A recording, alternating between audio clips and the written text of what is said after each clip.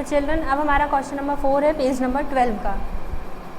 Wasir has 100 rupees, he spend 1/4 of the money on squid and another 3/4 on prawns. Wasir के पास बेटा 100 rupees थे, जिसमें से उनने 100 रुपीज़ का 1/4 पैसा जो था उसने स्क्वीड पे खर्च कर दिया, मतलब उसने ख़रीद ली होगी, और बाकी जो 3/4 पार्ट का जो पैसा था वो उसने प्रॉन्स पे खर्च कर दिया।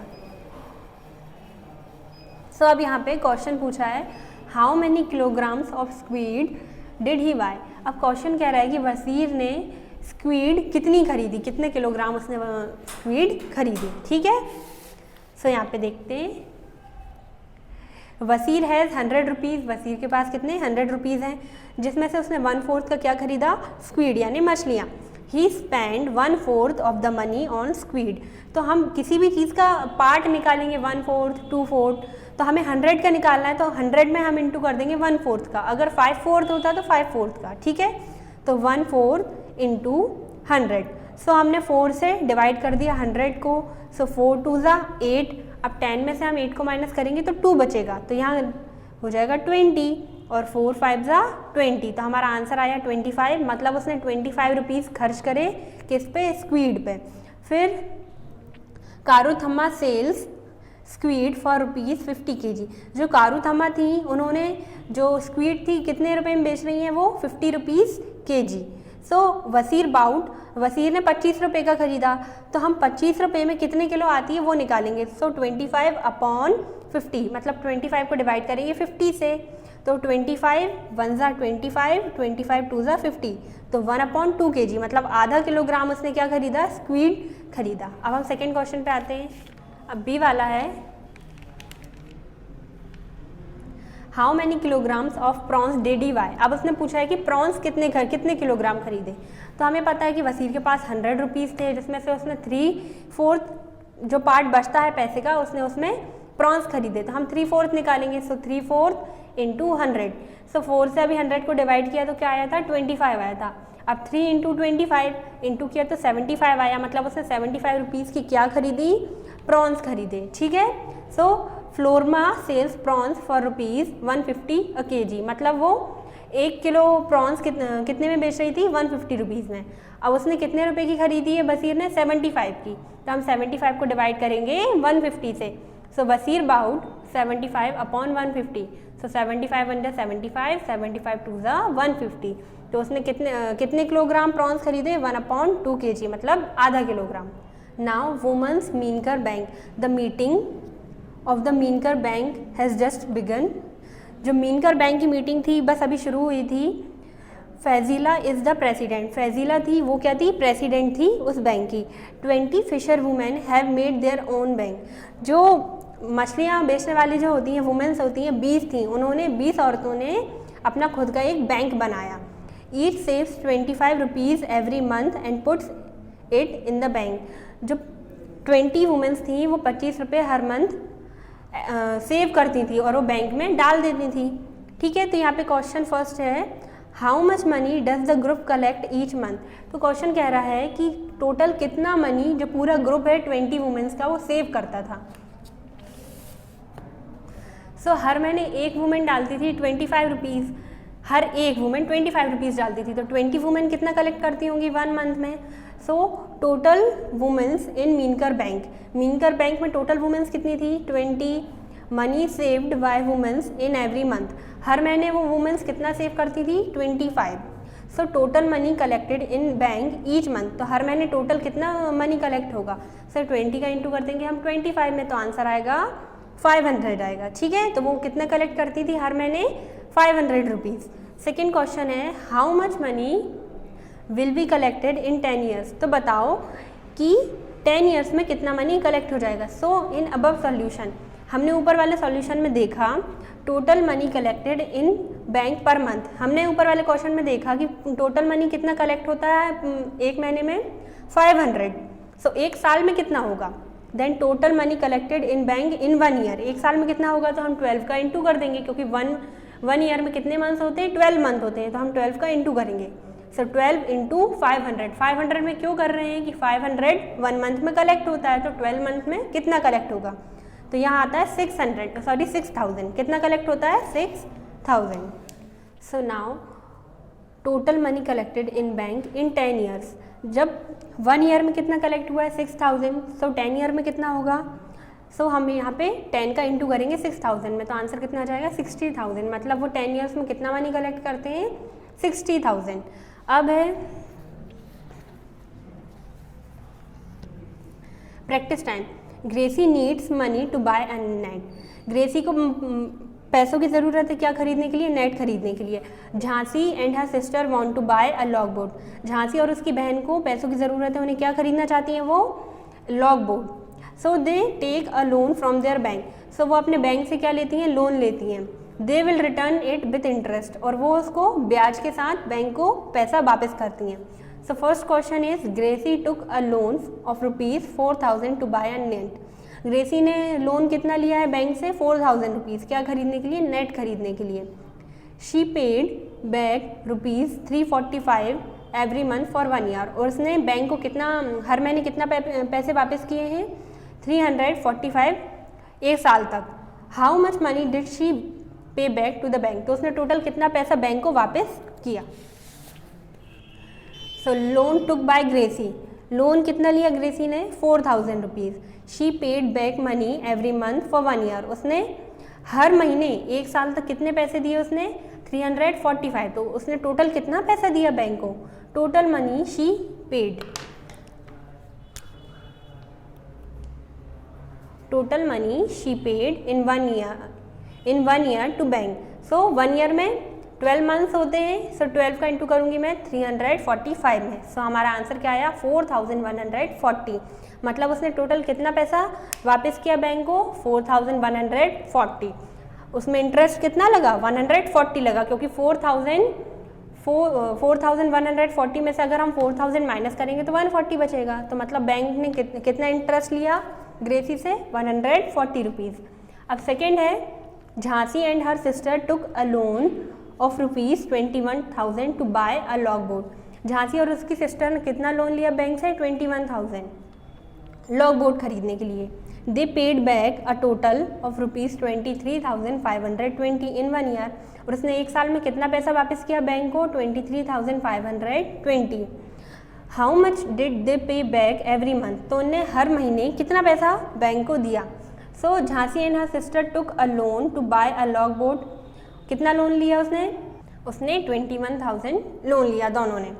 Total money they paid back in 1 year, तो उन्हें 1 ईयर में कितना पैसा वापस किया है 23,520, तो उन्हें हर महीने कितना वापस किया बैंक को। देन टोटल अमाउंट दे पे back in every month, so total money उन्हें इतना दिया है बैंक को एक साल तक, तो एक साल 1 ईयर में कितने मंथ्स होते हैं 12 होते हैं, तो मैंने 12 से यहाँ डिवाइड कर दिया, तो आंसर आया 1,960, मतलब वो हर महीने बैंक को कितना पैसा देती हैं 1,960 rupees. Then why don't we start a new fish drying factory, ये एक टॉपिक है। The women of Meenkar bank also want to start a factory to dry fish, जो मीनकर बैंक की जो वुमेन्स थी वो एक फैक्ट्री स्टार्ट करना चाहती थी जिसमें वो क्या है मछलियों को सुखा सके, ड्राई फिश वाली फैक्ट्री बना सके। The panchayat has given them some land for that, जो पंचायत थी उन्होंने उनको कुछ जगह दी वो फैक्ट्री बनाने के लिए। Over the year they have saved 74,000 rupees, और कुछ सालों में उन्होंने कितना पैसा सेव कर लिया 74,000। They find out how much they will need for the factory, अब उन्होंने निकाला कि उनको फैक्ट्री बनाने के लिए क्या क्या सामान लगेंगे और कितना पैसा लगेगा। So Faizila writes the thing they need to buy to begin, तो फैजिला ने कुछ चीज़ें लिखी जो उनको ज़रूरत पड़ेंगी खरीदने के लिए और फैक्ट्री शुरू करने के लिए। See the table for the cost of each item and the number of items they want to buy, find the total cost. अब यहाँ पे नेक्स्ट पेज में एक टेबल बना है, उसमें उन्होंने बोला है कि उसमें आइटम्स लिखे हैं और कितने आइटम्स चाहिए और उनकी कितनी कॉस्ट है वो सब लिखा है, और उसका टोटल कॉस्ट उसको हमको फाइंड करना है। ठीक है, यहाँ पे ये आइटम्स हैं जो कि उनको फैक्ट्री के लिए लगेंगे। बोरवेल फॉर फ्रेश वाटर, फिर bamboo rack for fish drying, फिर cement tank, tray and knife और बकेट। उसके प्राइस हैं कि जो बोरवेल लगेगा फ्रेश वाटर का वो 3,000 रुपीज़ का आएगा, फिर जो बैम्बू रैक लगेंगे मछलियों को सुखाने के लिए वो 2000 रुपये के आएंगे। फिर सीमेंट का टैंक लगेगा वो आएगा 1000 रुपीज़ का। फिर ट्रे और नाइफ आएगा 300 रुपीज़ का और बकेट लगेगी 75 की बकेट रहेगी। अब कितने आइटम्स उनको चाहिए, नंबर ऑफ़ आइटम्स मतलब कितनी चीज़ कौन सी चाहिए, कितनी चाहिए। सो जो बोरवेल है उनको एक ही चाहिए, जो उनको बैम्बू रैक चाहिए वो 20 चाहिए, ठीक है। सीमेंट के टैंक उनको 4 चाहिए हैं, ट्रे और नाइफ उनको 20 चाहिए हैं और बकेट भी उनको 20 चाहिए। तो अब क्वेश्चन कह रहा है कि उसकी कीमत निकालो। सो उनको सामान चाहिए एक सामान इतने का आएगा, तो हम उसको मल्टीप्लाई कर देंगे ताकि उसकी कीमत निकल जाए। सो मैं 3000 का इंटू में 1 में करूँगी। सो 3000 1 ज़ा 3000, तो जो बोरवेल है वो कितने में आएगा, 3000 में आएगा।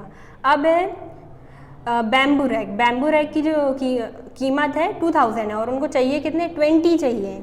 तो मैं 2000 का इंटू में 20 में करूँगी। अब एक मल्टीप्लाई का सिस्टम बता रही हूँ, यहाँ पे 3 0 है, यहाँ पे 1 0, हमें इन दोनों का मल्टीप्लाई करना है। तो यहाँ 3 0, यहाँ 1 0, 3 और 1 4, तो यहाँ मैंने 4 0 लगा दिए, ठीक है। अब यहाँ बचा 2 और यहाँ बचा 2, तो मैं इन दोनों का मल्टीप्लाई कर दूँगी। सो 2 2 ज़ा 4, तो यहाँ क्या हो जाएगा 40,000, मतलब कि जो 20 बैम्बू रैक हैं वो कितने में आएंगे, 40,000 में आएंगे। अब सीमेंट टैंक जो है वो एक सीमेंट टैंक कितने में आएगा, 1000 में, और उनको चाहिए 4, तो मैं 4 का इंटू 1000 में करूँगी तो क्या हो जाएगा 4000, मतलब 4 टैंक कितने में आएंगे, 4000 में आएंगे।